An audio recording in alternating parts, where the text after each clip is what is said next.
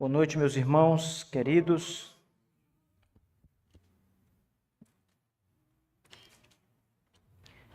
Irmãos, vamos ao Evangelho de Mateus, capítulo 1.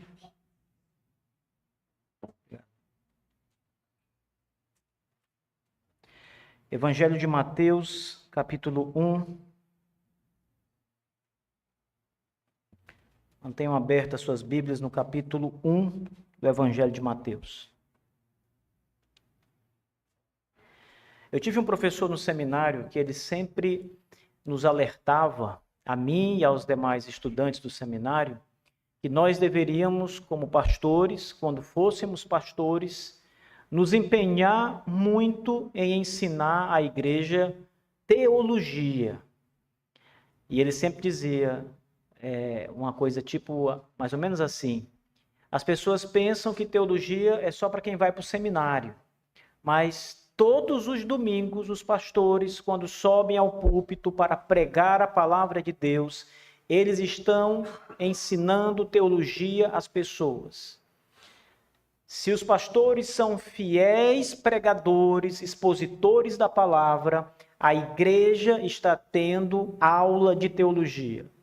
Eu não estou dizendo que a pregação é uma aula, mas eu estou dizendo que por meio da pregação da palavra de Deus, a igreja aprende teologia sadia, pura. Porém, é fato que no nosso tempo, poucas igrejas têm se preocupado em ensinar, poucos pastores têm se preocupado em ensinar suas igrejas uma teologia firme, forte, saudável. Geralmente as pregações, elas não passam do chão, elas são cheias de jargões, cheias de aleluias, cheias de gritos, mas não tem a essência da boa teologia. O ensino exegético, a doutrina, aquilo que nutre de fato as pessoas. Aquilo que faz com que os homens e mulheres aprendam a Escritura Sagrada. A pregação, ela é uma explicação da palavra de Deus. E o encorajamento e uma exortação para que a igreja obedeça ao ensino. Então, isso é a pregação da palavra de Deus. Essa noite, irmãos, eu estou começando a falar dessa maneira porque essa noite nós vamos entrar num assunto doutrinário que foi bastante discutido alguns séculos atrás. Ele ainda hoje é muito discutido, mas quando ele veio a lume no século XIX, ele foi altamente debatido nas igrejas cristãs, especialmente na Europa. A doutrina do nascimento virginal do Senhor Jesus Cristo. Abram em Mateus capítulo 1, versos 22 e 23. O texto do Evangelho de Mateus diz assim: Ora, tudo isso aconteceu para que pudesse se cumprir o que foi dito pelo Senhor através do profeta, dizendo: Eis que uma virgem conceberá e dará à luz um filho, e eles chamarão o seu nome Emanuel, que sendo interpretado é Deus conosco. Amém. Curve a cabeça, vamos orar. Senhor Deus soberano, nos dê graça, Senhor, essa noite, para que a tua palavra santa e maravilhosa, a verdade tão sublime do Senhor, ela adentre nossas almas, nossos corações, nossa mente, nosso entendimento, Senhor, para te glorificar, para exaltar, para bendizer, louvar o teu nome, Senhor, pelas tuas maravilhas. Ó Deus, quão grande é o Senhor e muito digno de ser louvado. O teu nome, Senhor Deus, excede todo nome, é o nome mais excelso da terra. Por isso, Senhor Deus, nos conduza nessa manhã, nessa noite, pelo Espírito Santo, com a palavra da verdade, por meio dessa doutrina tão poderosa, miraculosa, que é o nascimento do nosso Salvador, de uma mulher virgem. Que o nome do Senhor seja louvado e glorificado. Amém. Irmãos, nesta noite, nós nos voltamos para um dos pilares da nossa fé cristã, que é essas doutrinas bem ortodoxas. E eu me refiro aqui à doutrina da concepção virginal do nosso Salvador, de Jesus Cristo. Em Mateus 1, 22 e 23, o nosso evangelista Mateus, inspirado pelo Espírito Santo, ele apresenta o cumprimento glorioso de uma profecia que foi feita 700 anos antes. Veja bem, Mateus está, quando fala do nascimento de Jesus, afirmando que estava se cumprindo uma profecia que foi dita pela boca do Senhor 700 anos antes de Jesus nascer. Talvez você ainda não tenha percebido o que é 700 anos, irmãos. São 7 séculos. Nosso país só tem 5 séculos. Então foi mais de 200 anos, fora a idade do Brasil, que essa profecia foi dada e foi cumprida cabalmente nos dias do nosso Senhor, na vinda do nosso Senhor. É a promessa de que uma virgem conceberia e daria à luz um filho que seria chamado de Emanuel, Deus conosco, Mateus assim diz. Nós vivemos em tempos em que doutrinas importantes, centrais, ortodoxas, doutrinas singulares da fé apostólica, elas são atacadas de dentro da igreja e de fora da igreja. O liberalismo teológico, o racionalismo moderno, todos eles zombam dessa verdade. Todos eles dizem, estas coisas que estão apresentadas na Bíblia como o nascimento virginal de Jesus, não passa de mito, é mitologia. Deve ser entendido de maneira simbólica, ou é uma coisa irrelevante. Não devemos dar tanta atenção para essas coisas. Irmãos, o inimigo de Deus, Satanás, ele sempre se levanta contra a verdade, para atacá-la, distorcê-la, desvirtuá-la, para tentar arrancá-la do povo de Deus, para impedi-la de ser pregada, de ser apresentada, porque a verdade, ela glorifica a Deus, ela exalta a Deus, ela não é só uma proclamação, ela é uma exaltação a Deus. Imagine, uma virgem tendo um filho, só Deus pode fazer isso. E quando essa verdade é proclamada, Deus é exaltado, o nome de Deus, Yahvé, ele é glorificado. Então vem o demônio com as suas mentiras e diz, é mito, é simbolismo, é irrelevante, é um erro no texto. E começa a criar vários argumentos para que a verdade não seja apresentada, não seja pregada. Hoje, ao examinar esse texto do Evangelho de Mateus, à luz do profeta Isaías e à luz da revelação da aliança que aparece em todo o Antigo Testamento, nós veremos que o nascimento virginal do Senhor não é um detalhe periférico nas Escrituras Sagradas, irmãos. Ela é uma demonstração muito poderosa de Deus. O Deus que intervém na história com poder, com graça soberana para salvar um povo para si mesmo. Isso é o significado do nascimento virginal do Senhor Jesus Cristo. Mais uma vez, irmãos, para que fique bem fresco na mente de vocês, olhem para o que está escrito nos versos 22 e 23 do Evangelho de Mateus. Eis que uma virgem conceberá e dará à luz um filho, e eles chamarão seu nome Emanuel, que sendo interpretado é Deus conosco. O verso 22 ele diz: tudo isso aconteceu para que pudesse se cumprir o que foi dito pelo Senhor através do profeta, o profeta Isaías. Isaías 7, verso 14, que é o lugar em que essa profecia do nascimento virginal se encontra, o texto diz o seguinte. Vejamos também o que o profeta Isaías disse. Por favor, abram em Isaías capítulo 7 e verso 14.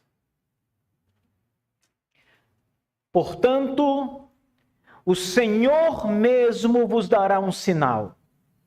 Eis que uma virgem conceberá e dará à luz um filho, e chamará seu nome Emanuel.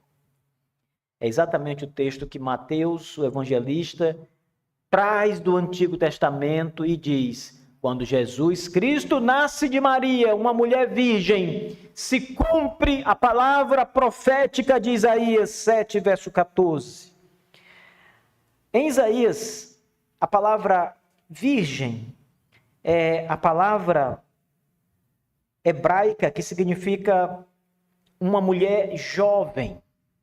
A palavra é muitas vezes traduzida como uma donzela, uma moça jovem, ou uma mulher que está na idade de casar. Essa é a palavra que Isaías usa ali, e é a palavra que é traduzida mais vezes como virgem. Essa palavra não significa sempre mulher virgem em hebraico, mas é a palavra que mais aparece como mulher virgem.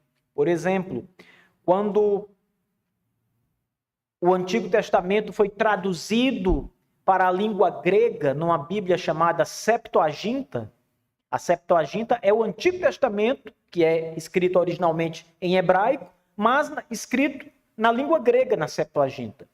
Quando ela traduziu essa passagem, ela coloca a palavra grega que significa virgem, indubitavelmente. Não tem outro significado, senão mulher virgem.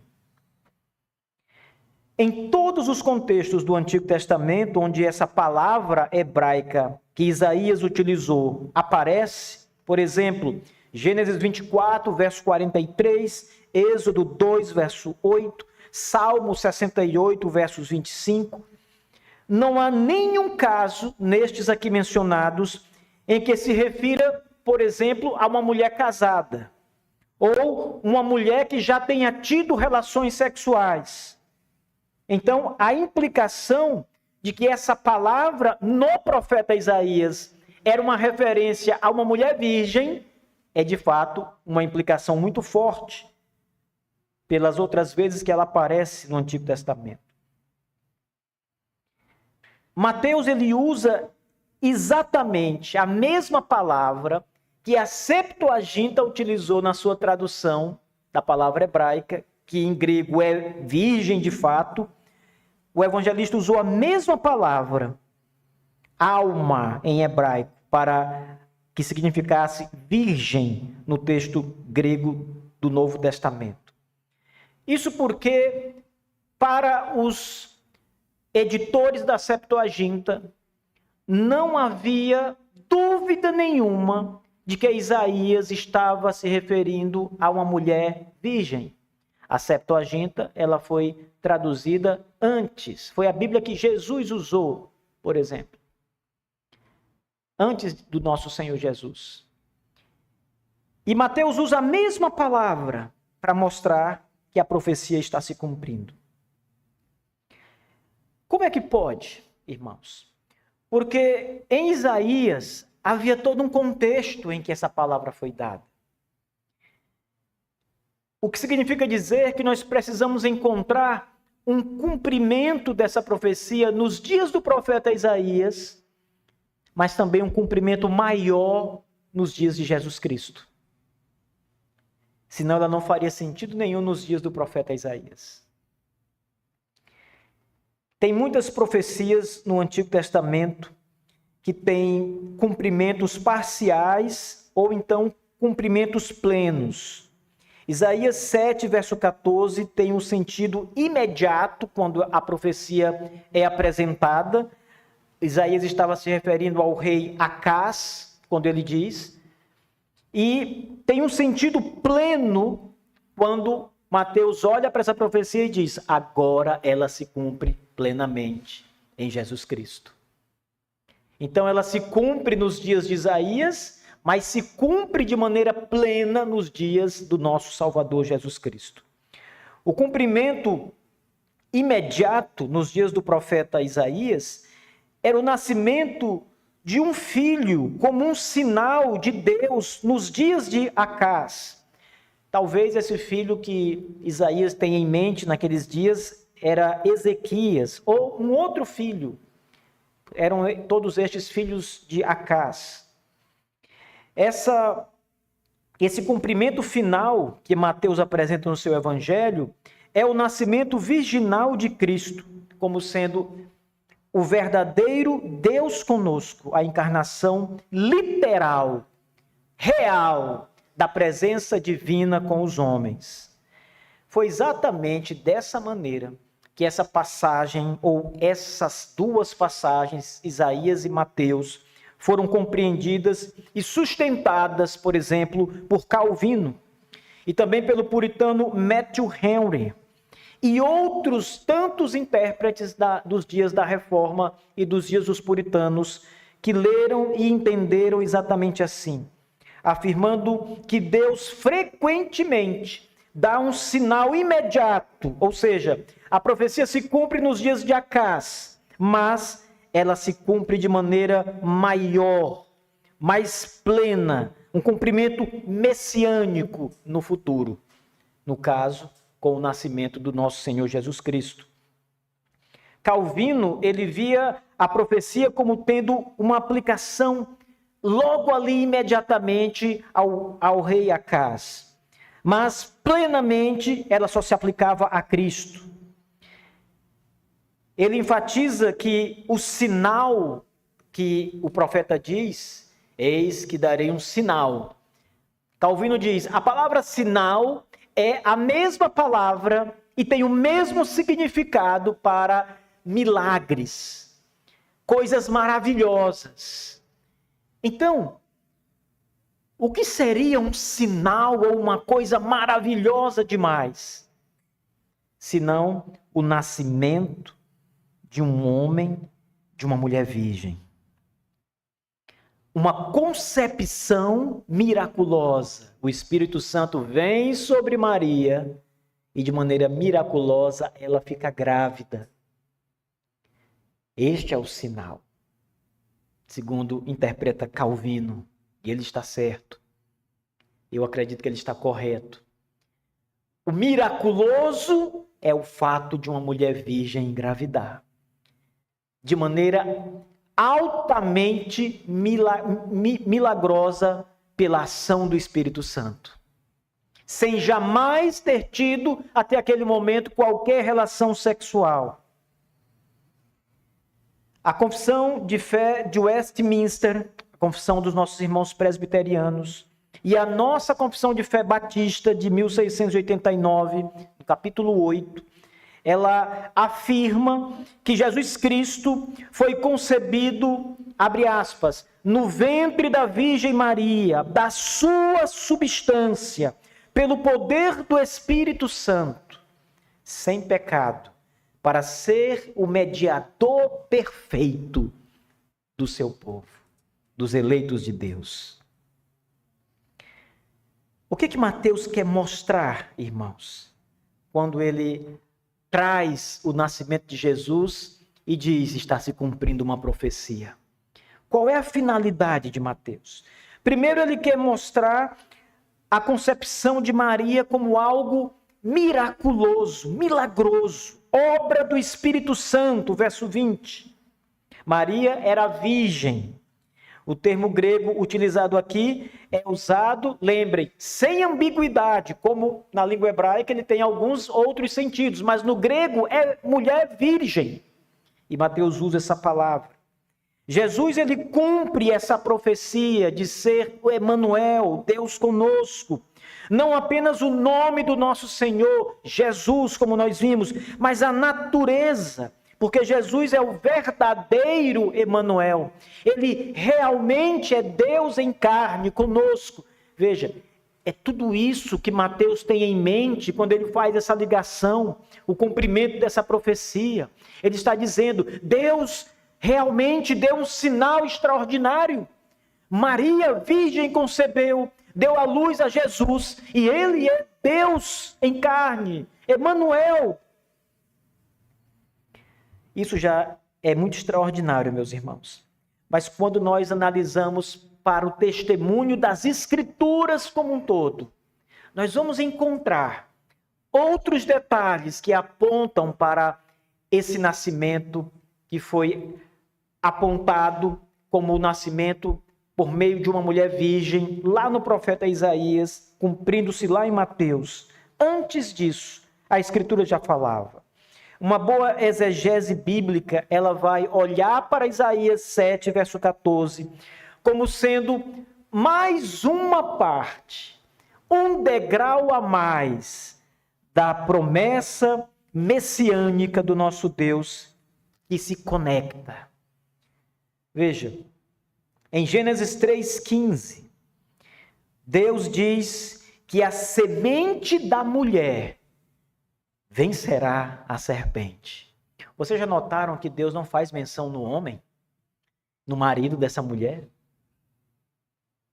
Ele só fala da mulher, ele olha para a mulher e diz, olha, um filho nascerá da tua semente, mulher.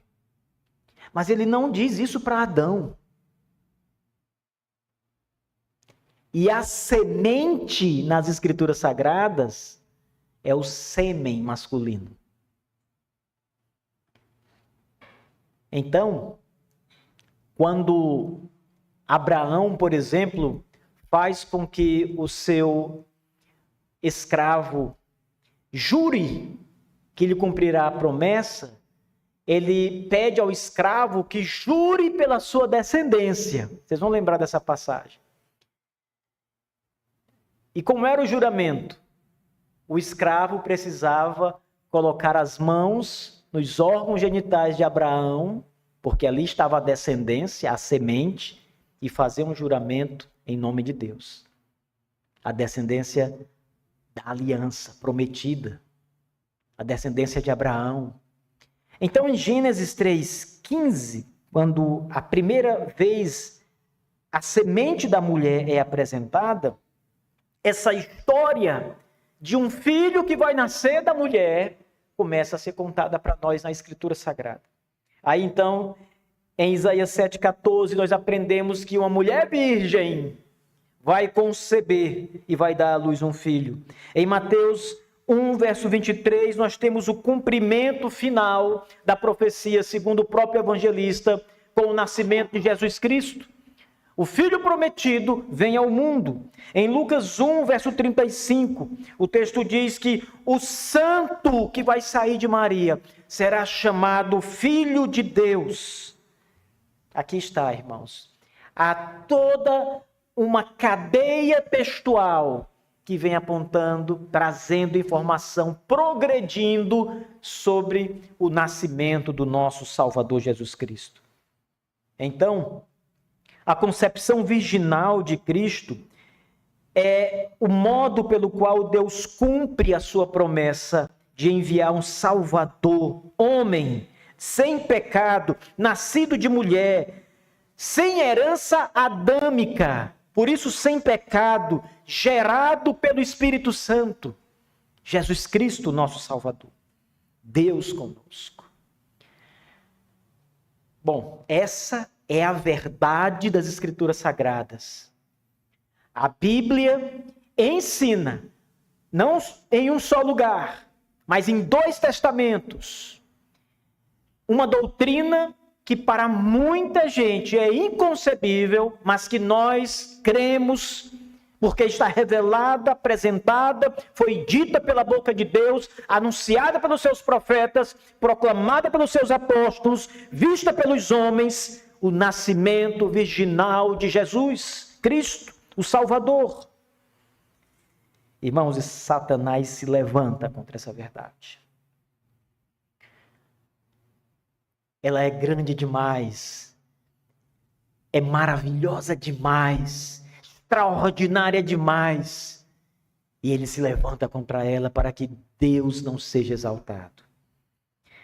Essa segunda parte, eu peço que vocês tenham paciência, porque eu quero mostrar para vocês várias posições liberais de interpretação dessa passagem. Como eles distorciam as escrituras sagradas. Como eles não acreditaram. Eu não entendo como é que uma pessoa ou uma igreja consegue olhar para um crente, vou abrir aspas aqui para crente, liberal, e entregar para esse homem ou mulher a ceia do Senhor. Ou seja, reconhecer uma pessoa que crê dessa forma que eu vou apresentar agora, como um crente genuíno. Algumas objeções são dignas de nota. Não são as únicas, mas são importantes. As objeções dos teólogos liberais à concepção do nascimento virginal de Jesus, elas, como eu disse logo no começo, elas cresceram muito no século XIX, mas já existiam posições menores, mais tímidas, que negavam essa verdade do nascimento virginal de Cristo antes disso. Mas no século XIX elas ganham muita força, elas crescem muito, muitos livros são escritos, o ambiente acadêmico é preparado e, basicamente, irmãos, quase toda a Europa foi inundada com o ensinamento liberal. Você sabe por que hoje muitas igrejas na Europa são bares? São prostíbulos? São apartamentos? Há uns 2 dias atrás eu vi um vídeo de uma pessoa aqui do Brasil que estava lá dizendo: olha gente, eu estou aqui numa igreja na Europa, não lembro agora qual era o país, se era na Inglaterra ou em outro lugar da Europa. E ele vai filmar, eu vou filmar para vocês aqui, para vocês verem a igreja. Ele filma assim, a gente vê toda a igreja, a torre, a coisa mais linda. E ele entra. Ali virou um saguão, como se fosse um hotel. E em cima tem os apartamentos onde as pessoas moram. Não é mais igreja. Você sabe por que isso aconteceu? Porque nas igrejas, talvez naquela igreja, começou-se a se pregar a teologia liberal. Começou-se a pregar coisas como essa, em relação à virgindade de Maria, negando o nascimento virginal de Jesus, negando que Deus escuta orações, negando que Deus interfere no mundo. Eles só não negavam Deus diretamente. Mas eles diziam: Deus está lá, num lugar oculto, distante. Ele criou e foi embora, está longe. Todos os milagres, as coisas miraculosas que a Bíblia apresenta, isso é porque as pessoas não sabiam explicar o que era. Então elas diziam que era Deus. E criaram muitas histórias. Era isso que a pregação liberal falava para as pessoas. Quem é que queria ser crente assim? Quem é que ia buscar a Deus na hora da aflição, se ele não escuta orações? Tudo aquilo era falso. Mas vamos lá. Essas objeções liberais, elas surgem geralmente de uma crítica histórica e do racionalismo. São os principais fundamentos que geram essa péssima teologia. Isso não é teologia, na verdade. Então, o primeiro ponto foi escrito por um teólogo chamado David Strauss, em 1835. Ele escreveu um livro chamado A Vida de Jesus. E quando ele foi explicar essa passagem de Mateus, e lá no profeta Isaías também, ele olhava para o texto e dizia que o nascimento virginal era um tipo de mito teológico que foi criado pela própria comunidade cristã primitiva. Ele diz, olha, isso aí, ainda nos primórdios da igreja, os primeiros cristãos ali, as primeiras igrejas, criaram essa ideia de que Jesus nasceu de uma mulher virgem. E eles fizeram isso apenas para exaltar a pessoa de Jesus. Para que as pessoas olhassem para ele de maneira mais extraordinária. Então, Strauss dizia que esse tipo de narrativa era muito comum em literaturas religiosas antigas, né, de outros povos. E ela servia para expressar uma crença na origem divina de um certo personagem. Então, os cristãos antigos copiaram aqueles modelos antigos na Bíblia. Então, ele vai dizer, ó, tem muitas narrativas de pessoas importantes na mitologia que nasceram, filhos de deuses. E os cristãos fizeram isso. Começou o ataque em 1835, século XIX, no nascimento virginal de Jesus Cristo.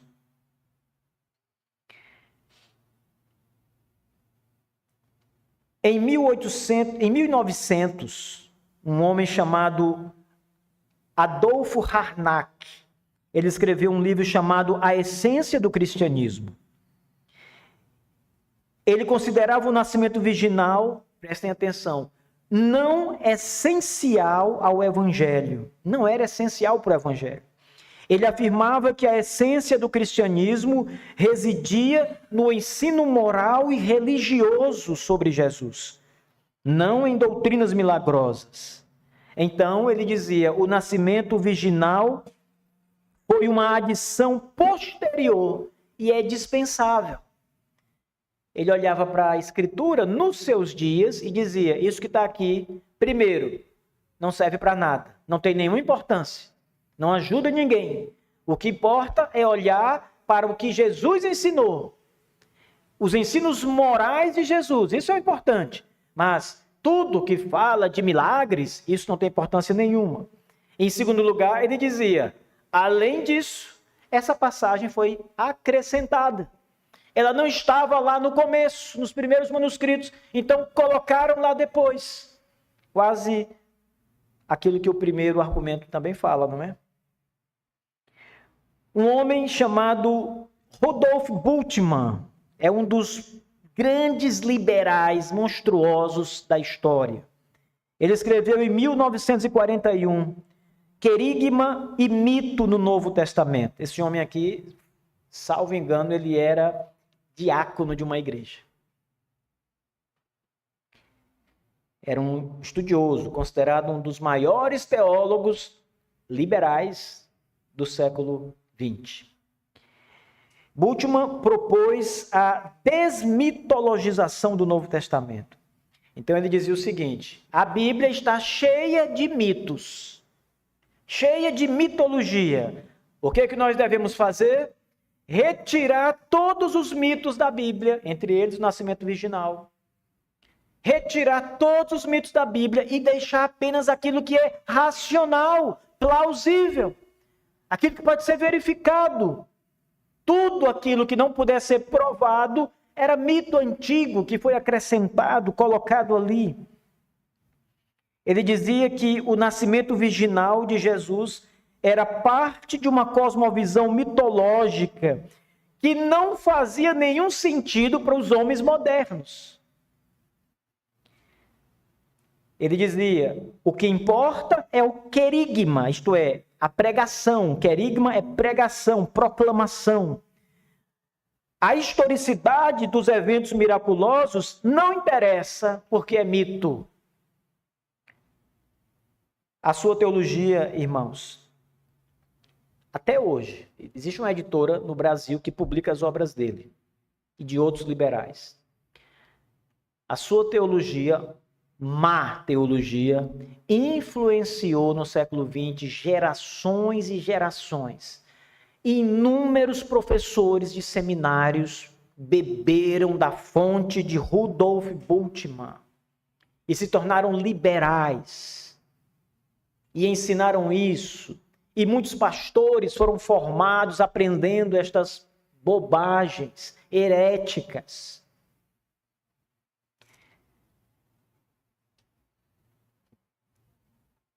Em 1974, Hans King escreveu um livro chamado Ser Cristão. Ele era católico romano, e ele questionava a interpretação literal da concepção virginal, considerando que ela era apenas simbólica.